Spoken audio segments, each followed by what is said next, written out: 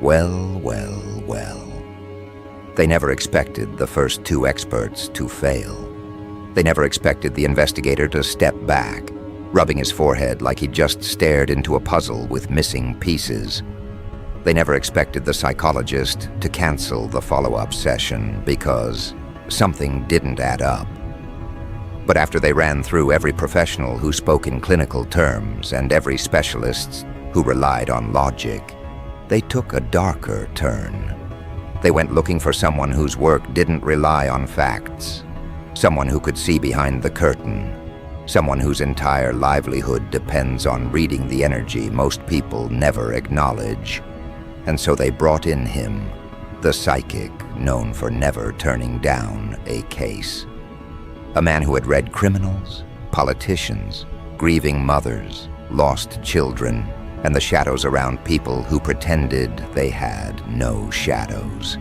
He had a reputation for accuracy that made skeptics uncomfortable. He was the final weapon they were saving for when everything else failed, and it had. He didn't even wait to sit down before he said it. Whoever this person is, they're not ordinary. His eyes stayed on the floor, like your name alone pulled the air out of his lungs. He asked for a photo, an object, anything you'd touched, anything that held your imprint. They placed the small item on his table, expecting him to lean forward with confidence, expecting him to begin his practiced routine. But the moment his fingers brushed the surface, he froze. Not a normal pause, not the thoughtful kind of stillness professionals use to build effect. This was impact. Something hit him. Their eyes locked onto him, waiting for some grand revelation. Instead, he pulled his hand away like he'd touched something too hot. He didn't speak for a full 10 seconds, and when he did, his voice sounded like someone forcing words through a blocked channel. Why didn't you tell me they were connected to this?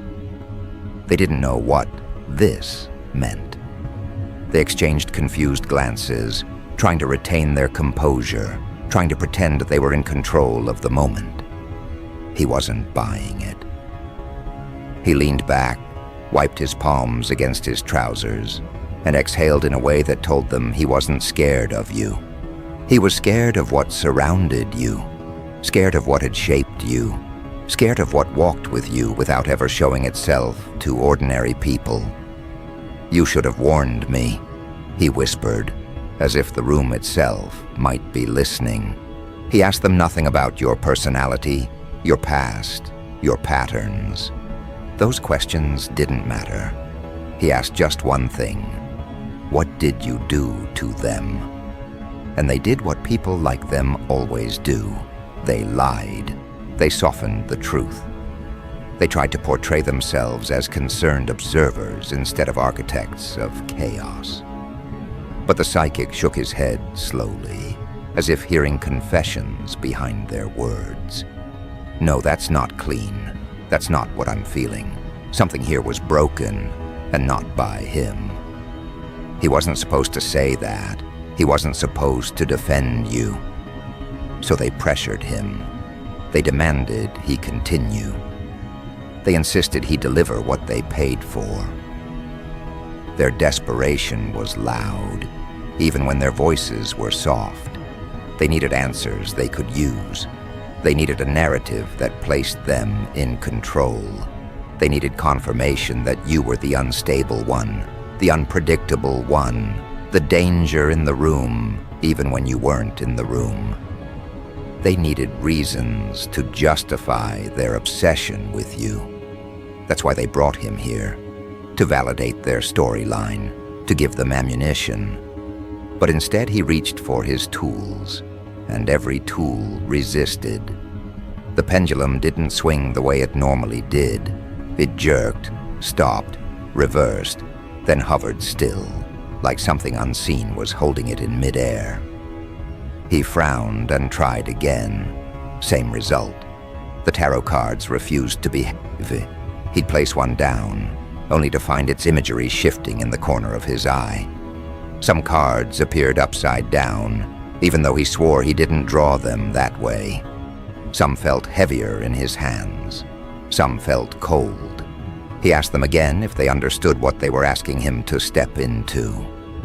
They insisted he proceed, so he pushed deeper into your energy field, even though every instinct told him not to. And then everything in the room shifted. The air thickened. The temperature dropped a few degrees. His breath became shallow. He didn't say anything at first. He sat completely still, staring at the cards, staring past them, as if he was seeing something layered behind reality. And then he said something they will never forget. No human should have this kind of power. The room went silent. That wasn't what they hired him to find. That wasn't what they wanted to hear. He continued anyway, eyes unfocused, voice low, almost reverent. This isn't natural protection. This is old. Older than you can imagine. Someone or something walks with him. And not the way you think. Not like a guardian. More like a witness of everything he's endured. Their faces twisted with confusion, so he clarified. This person has survived things that were not supposed to be survived. Energetically, physically, emotionally, parts of them were destroyed, parts of them were replaced, and now they carry something no practitioner should try to interpret. He placed a hand on the table as if grounding himself. Whatever harmed him, whatever broke him, whatever shattered him, it didn't win. But it didn't leave either. It changed him, and not in a way that any of you understand. They tried to play it off, tried to pretend none of this scared them, but he wasn't looking at them anymore. He was looking at the card he'd just pulled, the one that made every muscle in his face tighten. He stared at it for a long moment before putting it back down, like he didn't want anyone else seeing it. This card shouldn't appear in this position, not for someone still alive. Their confusion turned to uneasy laughter, but his expression stayed dead serious. This card represents someone who has already crossed a line most people don't even approach. Someone who has experienced endings so absolute that the consciousness itself rewired. This person doesn't respond like normal people, doesn't think like normal people, doesn't fracture the way normal people do. You can't break something that already rebuilt itself. He leaned forward, voice sharper. And you didn't tell me about the interference. They froze. What interference? They asked. He shook his head. I'm not talking about people. I'm talking about the thing that keeps blocking my reading.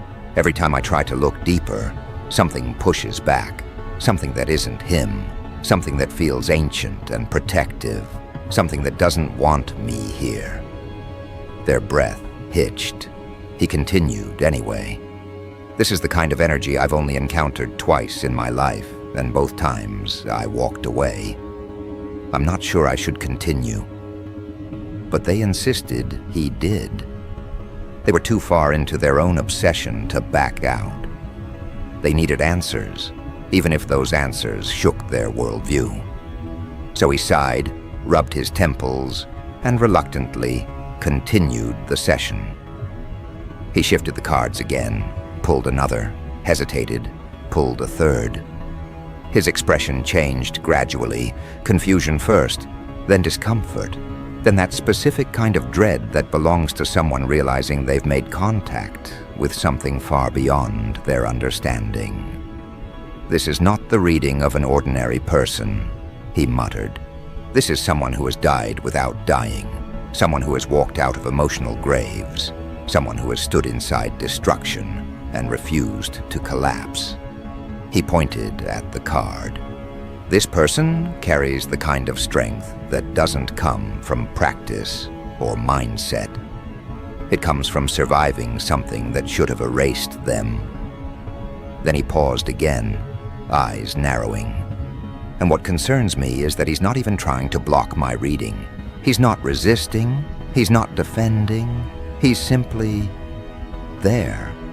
And yet I can't see him fully. Something is hiding the parts you most want to know. Their frustration boiled over. Hiding? Why would he hide anything? He doesn't even know we're doing this. The psychic gave a humorless smile. You don't understand. He doesn't need to know physically. His energy knows. His subconscious knows. His field knows. Some people have defense mechanisms stronger than conscious awareness. He's one of them. He tapped the table gently. He's been watched before, targeted, misread, tested, and somewhere along the way, something stepped in. Something began guarding him. Something that doesn't let outsiders tamper with him anymore. And then he said the words that made them both shift uncomfortably. He's protected by something ancient. They weren't prepared to hear that. They weren't prepared for the psychic to sound almost respectful when he said it. They weren't prepared for him to look at your energy as if studying the aftermath of a war. He didn't ask for this, he continued. This kind of protection doesn't come from prayer or request. It comes from survival, from being pushed past a point the human psyche is not designed to pass. He drew another card. His hand trembled. This confirms it. They leaned forward. Confirms what? He looked up slowly. You're not dealing with someone you can manipulate. You're not dealing with someone who cracks under pressure. You're dealing with someone who has already lived through the collapse they fear. Someone who rebuilt themselves with no blueprint. Someone who learned to think without relying on external validation. He pressed his fingers to his forehead. This is someone who doesn't break the way normal people break. Because they already shattered once, and when they reformed, they became unreadable. They tried to argue, but the psychic cut them off. You want weakness? You won't find it here. The only weakness he had was the people he trusted, and he doesn't trust you anymore. His eyes met theirs, unblinking. This person was hurt by someone they cared about. That experience rewired them.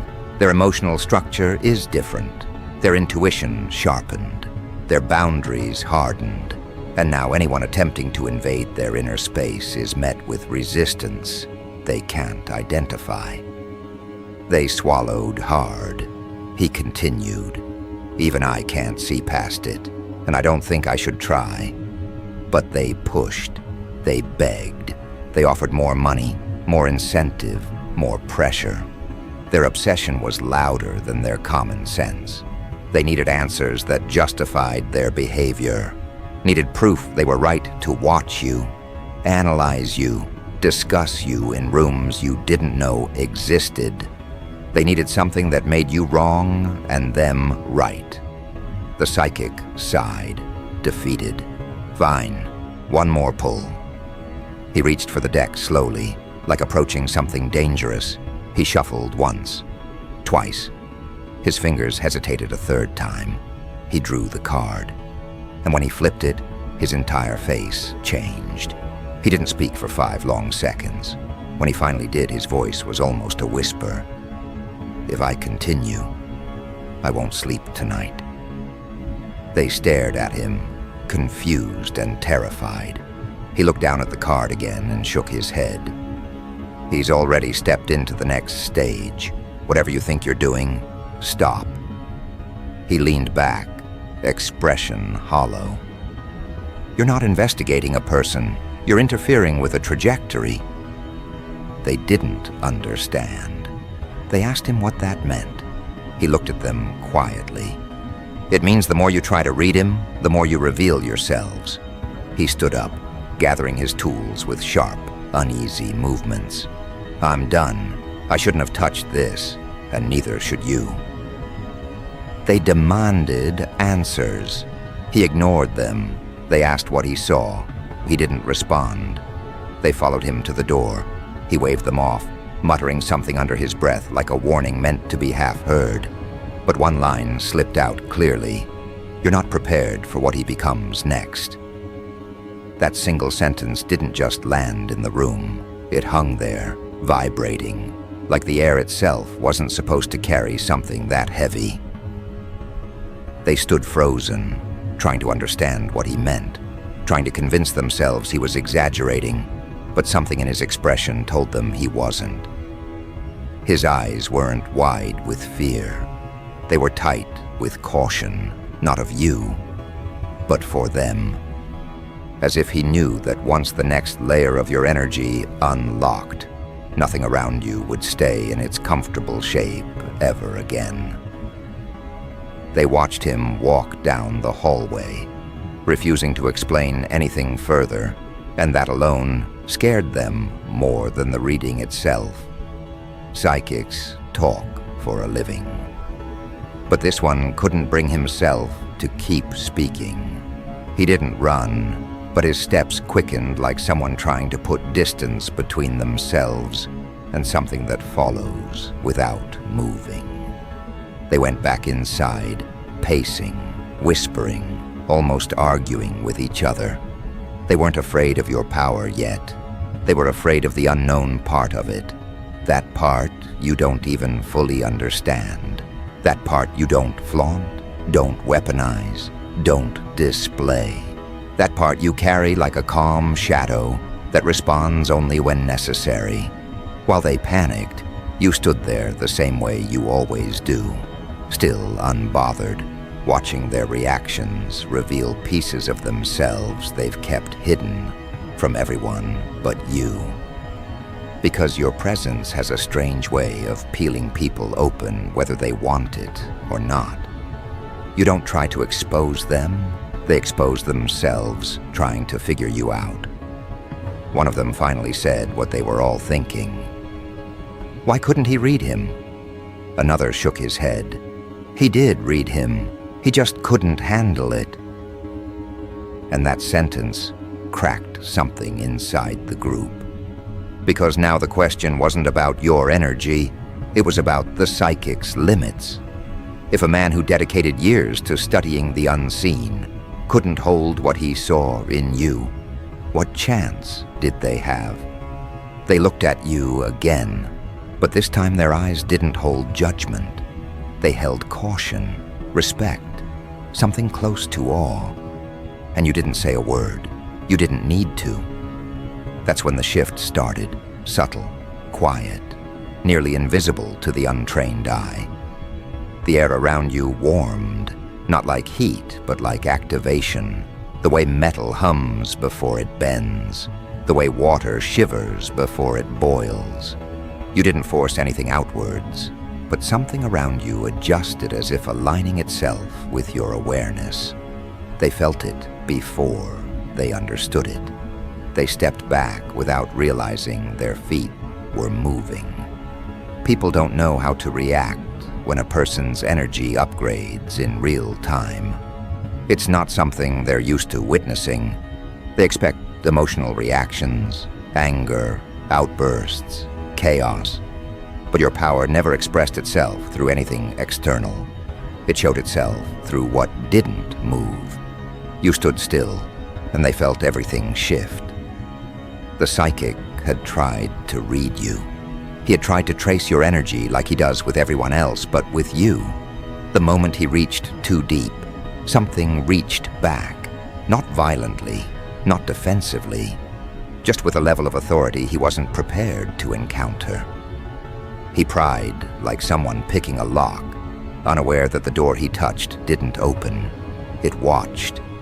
And when he realized that your energy wasn't sitting there waiting to be interpreted, but actively observing him, that's when he broke the connection. You didn't block him. You didn't push him out.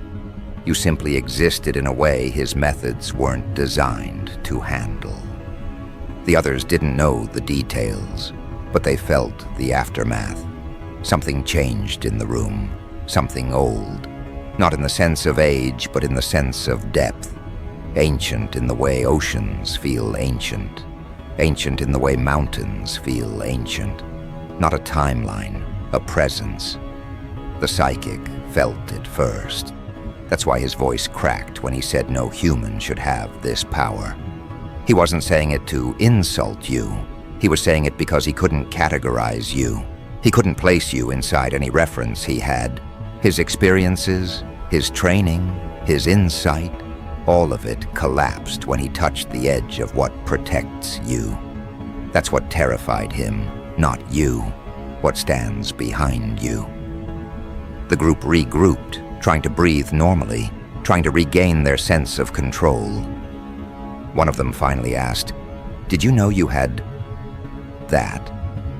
You tilted your head slightly, not confirming anything, not denying anything. You don't speak about the parts of you people aren't ready to hear. You don't explain what doesn't need explanation. People expect power to be loud. Yours isn't. Yours is the kind that sits quietly until someone touches the wrong boundary. The kind that watches, the kind that decides. They kept asking questions that didn't matter. How long have you had this? Who taught you? Why didn't you tell anyone? What triggered it? They weren't asking because they were curious. They were asking because they were unsettled. They needed something, anything, that would make your strength feel less unpredictable. But that's the thing they don't understand. Your strength never needed permission to exist. It didn't need validation, didn't require a story, didn't come with a manual. All you said was, he shouldn't have tried to go that far. And that one sentence silenced everything around you. They didn't understand what you meant, but they understood enough. Your energy isn't something people can poke around without consequences. You're not dangerous because you threaten anyone. You're dangerous because crossing your boundaries activates something they can't reason with, something you don't summon, something that simply reacts on its own. That's when one of them brought up the line the psychic muttered on his way out. He's protected by something ancient. They repeated it quietly, almost as if saying it too loudly would attract the attention of whatever he was referring to. They tried to interpret it in human terms, as if protection meant you had someone watching over you, or you carried some spiritual token, or you followed some ritual. But they were wrong. The protection around you doesn't behave like something borrowed. It behaves like something that recognizes you, something that responds to you. It doesn't guard you. It aligns with you. They didn't understand the difference, but they felt it.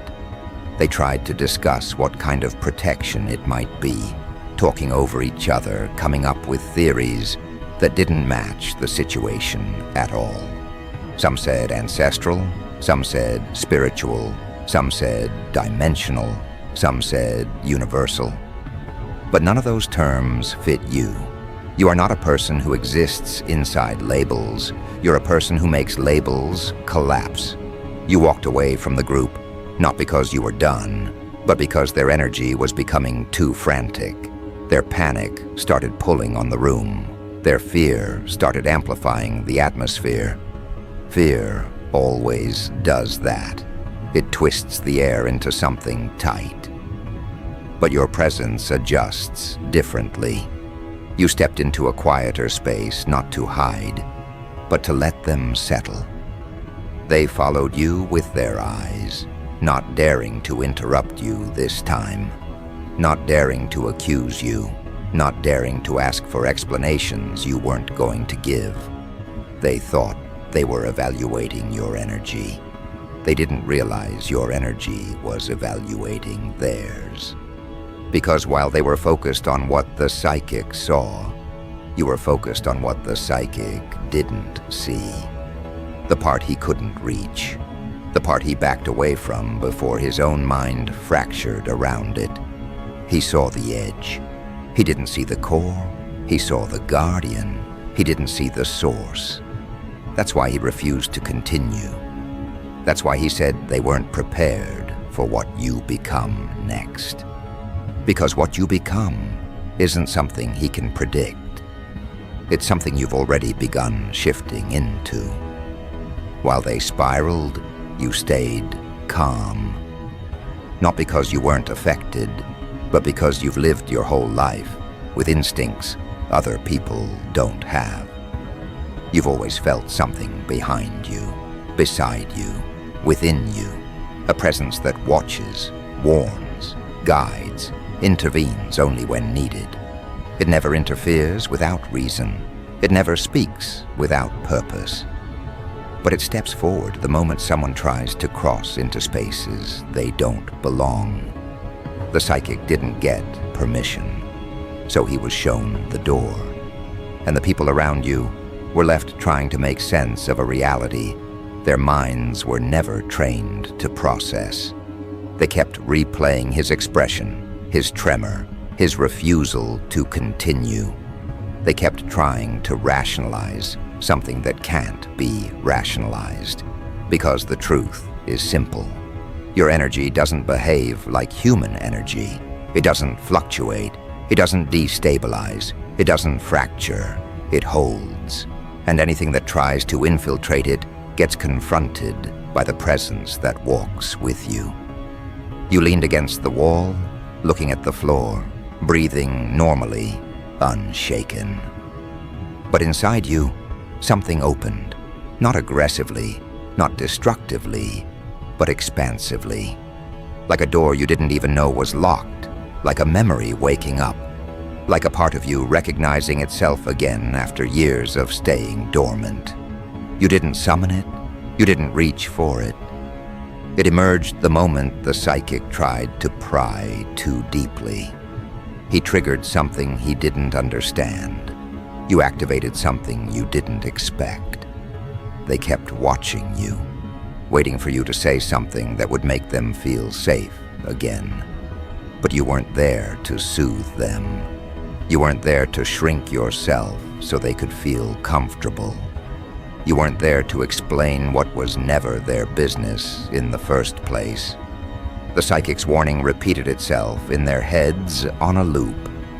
You're not prepared for what he becomes next. And the more they thought about it, the more they realized he wasn't talking about your future. He was talking about your present. Because what you become next isn't something you grow into. It's something you uncover, something that's been there the entire time, waiting for the moment people misread your calm for weakness, waiting for someone to push too far, waiting for someone to touch the boundary that wakes the part of you you've always tried to keep quiet. You looked up, finally meeting their eyes, and the room froze without you saying a single word. Because now they weren't looking at the version of you they were used to. They were looking at the version the psychic warned them about. The version that doesn't hide. The version that remembers. The version that's stepping into the next stage of itself, whether they're ready or not. And as they watched you, unsure if they should stay or run, unsure if they should ask more questions or say nothing at all, unsure if they were standing before something human or something expanded, they realized one more thing. The psychic didn't walk away from you because he was afraid. He walked away because he understood something they didn't.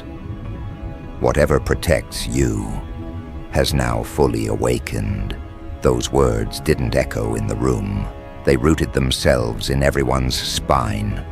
They looked at you the way people look at something they don't have a category for, something that doesn't behave according to familiar rules, something that forces the mind to stretch wider than it's used to. Their breathing slowed, their voices dropped, their posture changed, not because you threatened them, but because something around you shifted into a posture of authority so natural it didn't need to prove anything. You didn't glow, you didn't shake, you didn't posture. You simply existed, and existence alone was enough to reroute the entire atmosphere. The air felt thicker, like sound traveled differently around you now. Their instincts screamed for caution. Some wanted to apologize, even though you didn't ask for it. Some wanted to run, even though you never moved toward them. Some wanted to kneel, even though you never demanded obedience. They didn't understand that the presence they felt wasn't about dominance. It was about recognition. They weren't in the presence of something violent. They were in the presence of something aligned with truth so strongly that deception melted on contact. You took one step forward, not aggressively, just naturally, and the entire group inhaled sharply, like that single movement rearranged the room. But what they didn't notice was how controlled you were. You weren't overwhelmed. You weren't confused. You weren't struggling to contain anything. You were calm, centered, aware. The awakening around you wasn't chaotic. It was precise, almost surgical. It didn't rise up like a wave. It unfolded like something that has waited centuries for the right moment to stretch its limbs. They finally spoke, voices trembling, trying to understand. Is it dangerous? You looked at them the same way the psychic looked at you, with a softness that wasn't human fear, but human understanding. Only when someone tries to cross into places they don't belong. The room tightened again, because now everything clicked for them. It wasn't that the psychic saw something harmful inside you. He saw something protective around you. And that's a level of power people aren't conditioned to accept. They can understand strength. They can understand intuition. But protection that responds before you even react, protection that watches before you even notice something is wrong, that is something else entirely. They asked, did it awaken because of him? You shook your head.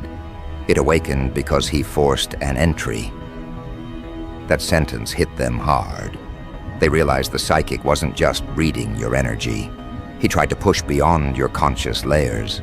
He tried to dig into places even you don't touch without intention. And whatever guards those places stepped forward without hesitation. It didn't ask your permission. It didn't wait for you to process anything. It reacted the moment your boundaries were breached. That's when the group finally grasped why the psychic panicked. He didn't misread you. He trespassed somewhere he shouldn't have. And something responded that he wasn't prepared to face. They remembered the look in his eyes when he backed away from you. It wasn't terror, it was recognition. A recognition so ancient it doesn't require explanation. A recognition that whatever stands behind you doesn't entertain curiosity. It respects purpose, not intrusion. You could feel their confusion shifting into comprehension. Their fear shifting into something more complicated. Awe, respect, unease, curiosity. They weren't looking at you like you were dangerous anymore. They were looking at you like you were something the world rarely produces. Someone who walks with protection that predates human arrogance. Someone who carries a force that doesn't just shield them, but scans the intentions of anyone who steps close. You finally spoke again, your voice steady. He wasn't wrong to try, but he was wrong to push. They listened closely, hanging on every word, because they could feel the weight behind your voice change. You weren't speaking hypothetically. You weren't romanticizing anything. You were speaking from direct experience, the kind people don't talk about, because they don't want to be misunderstood. The kind you've lived with your whole life, but never shared because no one was ever ready to hear it. Your energy didn't awaken something external. It awakened a memory, a recognition. You've always felt a presence around you, guiding you in ways that didn't match coincidence. The right person leaving your life without explanation. The wrong person exposing themselves before they could cause damage. The sudden urges to move react, stop, or retreat before something harmful unfolded. The times you avoided danger without logic. The moments your instincts screamed like they were reading something invisible in the air.